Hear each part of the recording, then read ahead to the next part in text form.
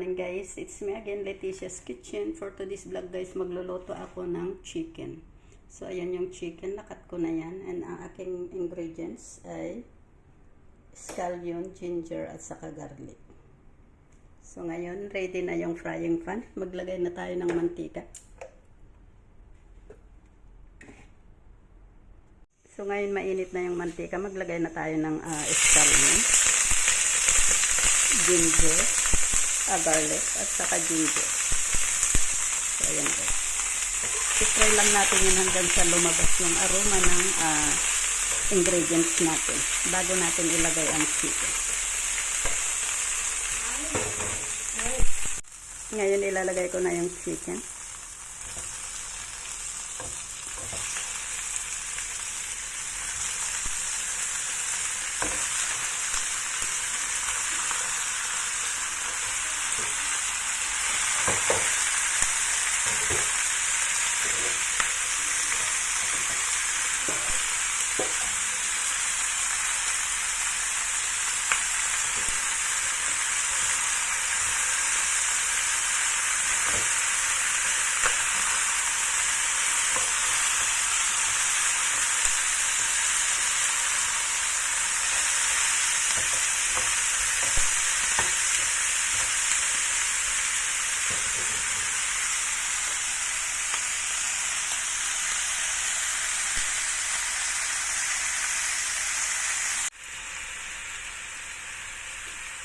So ito na guys, maglalagay na tayo ng ingredients. Ang gagamitin kong soy sauce ay kikuman.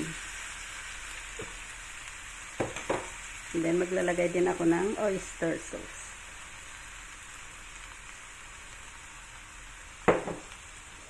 Rice wine. Black pepper. Mountain pepper. 5 spice and star anise. So i-mix lang natin yan. So tayo maglagay ng water.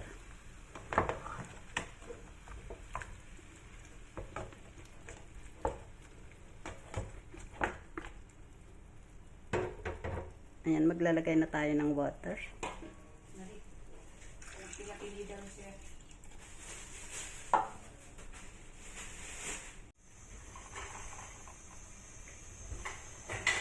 So yan na guys, takpan lang muna natin. Iluto natin yan ng mga 20 minutes. So ito na guys, maglalagay ako ng carrots sa ating adobong manok. Ayan. Ayan ang carrots.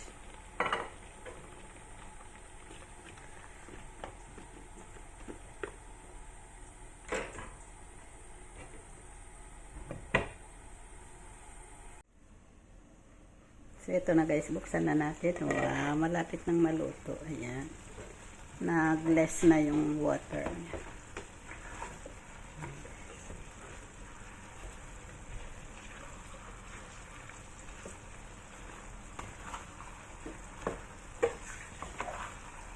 Ayan, so pwede na natin yan i-serve.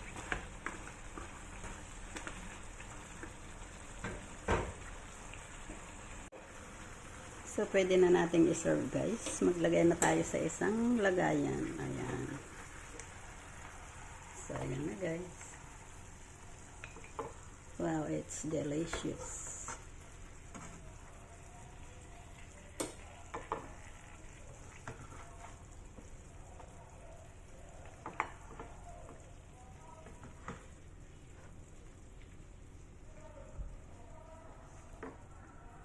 So, yan na guys ang ating adobo. Thank you for watching. Please don't forget to click like and share. Thank you. Bye-bye. God bless.